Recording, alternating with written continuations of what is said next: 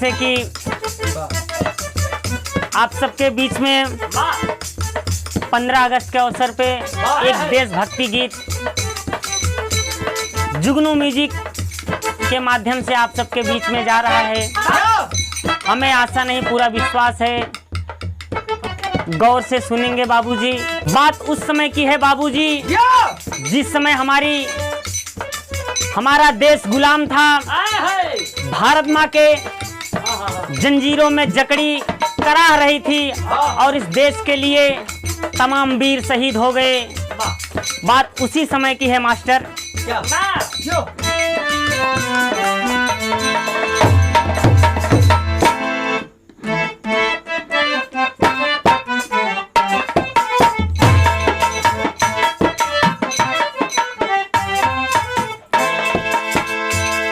वीरों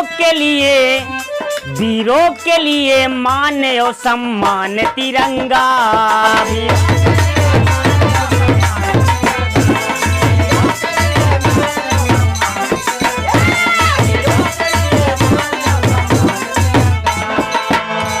वीरों के लिए मान और सम्मान तिरंगा।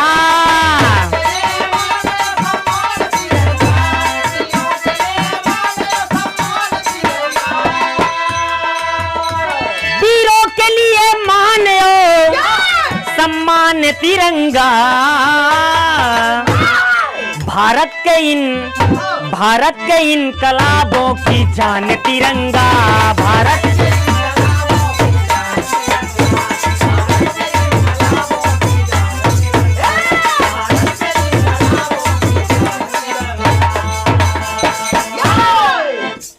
युग युग से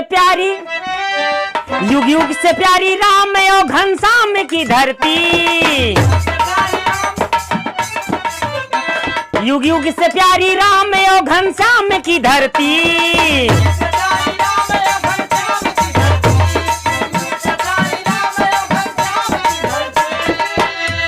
गौरवातीत पावनी इस्लाम की धरती।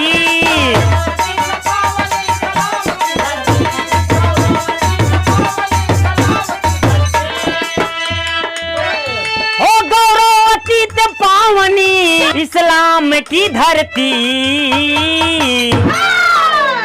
हिंदू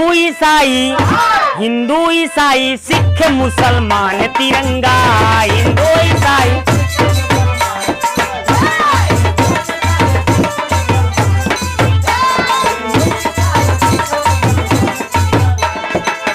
इस देश की आजादी के लिए बाबूजी बहुत से वीर शहीद हो गए। दूसरे बंद में है मास्टर, नफरत में लोग कर रहे मजहब की लड़ाई।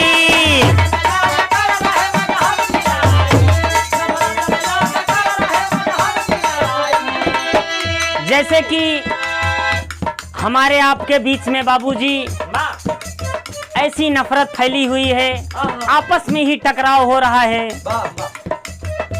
नफरत में लोग कर रहे मजहब की लड़ाई।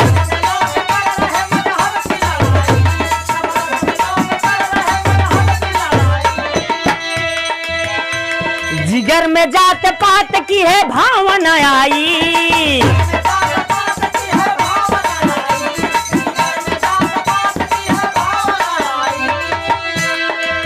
तो जिगर में जात पात की भावना आई। हम सबके लिए धर्म और ईमान तिरंगा। हम सबके लिए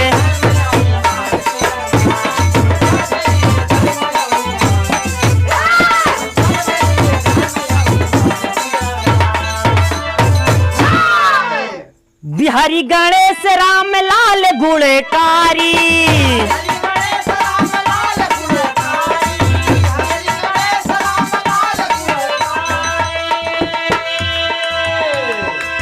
रामदेव चंद्रिका सींच फुलवारी।